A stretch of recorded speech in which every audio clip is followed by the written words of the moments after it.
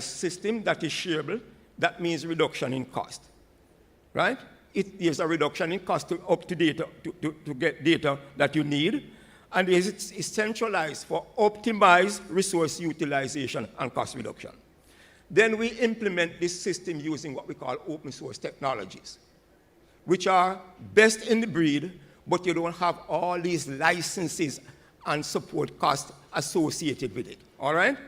So it makes the cost to you for using these services, and all of you will be using it, at a minimum. What about the whole aspect of governance?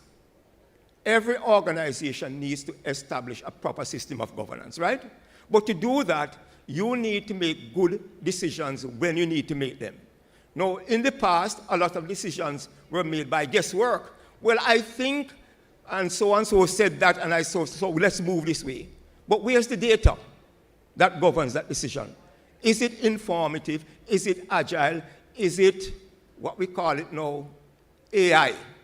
And when we say AI, is it informed by data?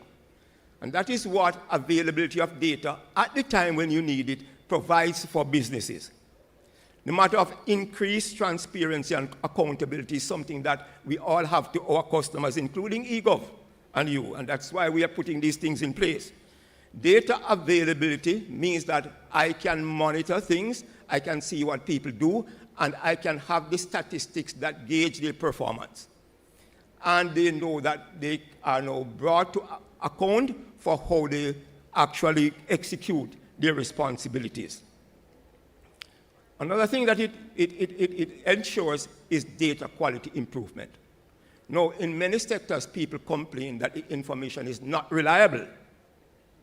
But what if you reduce data duplication and you assign the responsibility for data quality to the custodians of the data? Then you have a greater assurance that the information that you are getting and which you are relying on to make the critical decisions is something that is accurate, so you are not getting the gas gauge saying that you are on full, but you are really running on empty, right? You can make proper decisions. Enhance security and compliance. Security is big on the agenda, and we'll speak a little bit more to that later on in the presentation. Now there's the element of innovation. Government has to drive innovation, and innovation occurs when people have access to information. Now, imagine, for example, we are moving towards smart cities, where there's agile traffic management. When you come to a stoplight, for example, and there's nothing coming in the opposite direction, and still have to sit down there and wait until the stoplight changes before you can go along, you could have moved through. Exactly. But that data has, you see, I'm getting the feedback now. You're catching the vision, right? All that information has to be fed into some engine that can evaluate it and make those decisions. That's where we have to go. But you have to provide the endpoints, the connectors, so that you can build your systems, add-on products that can be innovated by the public to provide all these services. The government alone, eGov alone, cannot do it.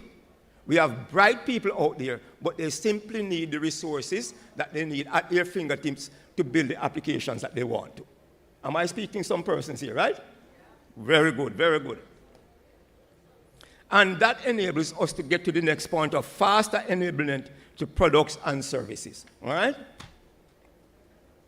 So we dealt with the matter of cost efficiency and the benefits of centralization, minimal physical resource allocation, and open source technology. So let's move on. Standardization. Oh, I'm sorry. I'm leaving you all behind. That is not good. Good. Oh, it's difficult to see, is it? Can you see it? All right, good, good, good. Standardization. Once you're talking about integration between systems, you need to have standardized interfaces. Yeah, that makes it easy. So once you've done one, you've done them all. And that is what we have done with JDXP. You interface with the system through data services, and they all present to you a standard interface. All right? So the interface is consistent, and what it does is that it abstracts you from the specific nuances and peculiarities of vendor APIs or vendor technologies that oftentimes require a lot of work for integration. So it makes development times for people who have to build applications much easier. There's something that we don't pay a lot of attention to here in Jamaica, that is inclusion. So we are pushing now, for example, when you build a building, that you have a ramp for persons who are disabled. In the technology space, how do we ensure that the little man on the road with the minimum technical capability and technology can actually be a part of the ecosystem and participate without being left behind? So we have to provide alternate mechanisms or channels whereby information that is available can be accessed without having to have an expensive technology layout. That is what JDXP does, right? So what we do is that we've provided two mechanisms for access to data. You can configure your applications to access our APIs directly, or if you choose to and you want an alternative method, or you don't have any application, or you can't integrate it, you can come on the JDXP portal and use that as your application. You can customize it to look and feel the way you want it to do, and its behavior. You can implement all the permissions you want and controls right there, online, real time. We support, as part of the inclusivity, the issue of the format in which data is delivered to you. We support JSON and XML out of the box, and where the data itself allows for it, we can deliver it in CSV format. All you have to do is ask the API, give it to me in this format, you will get it as you ask for it. In order to be responsive, agile, and provide you with the adjustments to meet your needs, we have something what we call API flexibility. Now, you probably will not hear about this term. It's a term that is, coined by us. We call it elastic APIs. These APIs allow for you to configure their behavior. So, for example, if another customer wants a variation in terms of the information or how it's accessed, not a problem. We don't have to build a new API. We simply configure the behavior, and the API will behave that way to you and another way to another person. Okay? In terms of performance and availability, we have spent a lot of time to make sure that we fine-tune the APIs so that we reduce the footprint. We can take one API and we can provision it to manage the workload of multiple entities. Typically, when you provide an API, it's very specific in its application and the entity to which who can use it. Now we expand that. We can have one API managing multiple workloads. We can connect to any data source that is a database or another third-party API and make the data available to you with all the controls surrounding it. And we implement it on a scalable, high available infrastructure to ensure that the workload can be managed adequately. Oh my goodness, all right, so this is it.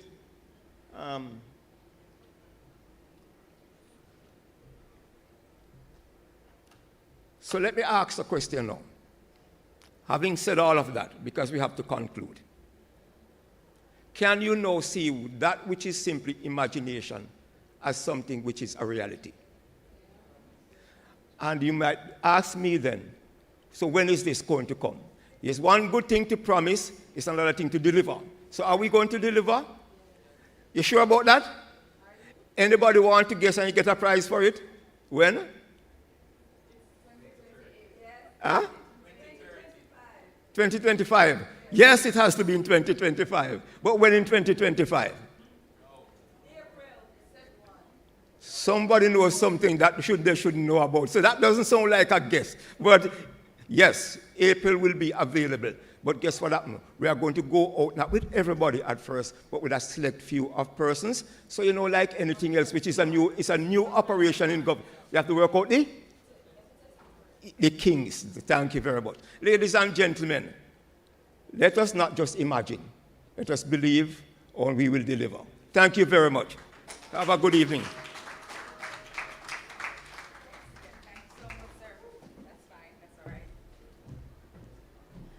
Okay, and that concludes all our presentations from our partners, agencies, ministries. Put your hands together for all of them, please. And clap yourselves a little bit louder for being a fantastic audience, for being so patient and being so receptive and engaging. That said, are you ready? I'm going to just go on with the phone, yeah, man, because obviously you're not ready. Are you ready to win a Samsung S25? Okay, here we go. I want to see the hands of the persons who work at eGov. All of you? Right, good. Thank you for being here. We applaud you for your hard work. You guys have gone above and beyond the call of duty today. Can we applaud all of them, please? Yes. Just to say that you're not eligible for entry. Just wanted to make that very clear. Okay. The question is, and also you cannot help anyone with the answer to this question. You promise? The Lord is watching. The Lord is watching. Here's the question. Can you put down your phone, please, Locks? Here's the question. This is the third staging of the eGov's Digital Government Technology Showcase. Third staging, right? So you can tell me when and where was the first staging held? Exact date. When and where was the first staging of eGov Jamaica's GoJ Digital Technology Showcase held? You win for yourself a brand new Samsung S25 smartphone, courtesy of Digicel Business and eGov Limited. Look at this sleekness, my gosh. Unopened, everything is intact. Oh, so lovely. Come forward. I'm only taking persons who are coming forward. If you come forward, you can try. We have Miss Curtis inside here, head cook and bottle washer, to confirm your answer. She is Betting, Gaming and Lotteries Commission to ensure that you're right. All right, here we go. December 2019. No. Incorrect. She said December 2019. That is incorrect. Okay, here we go. Miss Curtis said that's incorrect. We're looking for when and where was the first staging of this event held? So it's November 28th. November 28th. 2019 at Government Information Sector. Miss Curtis said no, but thank you so much for trying. You waited the entire time. All right, here we go. All right, so November 23rd, 2022 at the AC Hotel. No, that was the second staging, I believe, right? Thank you so much for trying, though. The first time, first staging. Come forward. I believe Ms. Shuttleworth had mentioned it earlier today when she did her opening presentation. And if you guys were listening, you would have gotten the answer already. Here we go. The first staging. Was it November 23rd, 2022 at UE? Was it? Where at UE again? Not sure.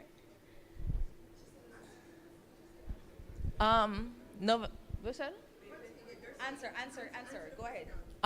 Was it November 23rd, 2022 at UE, over at UE? No.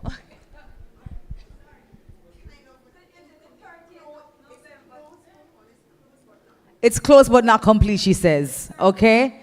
Dig again and come back. All right. Who want to try again? 2023 of UE. That's incorrect. Miss Curtis, let me tell you, she don't play. You try to get that answer correct. Okay.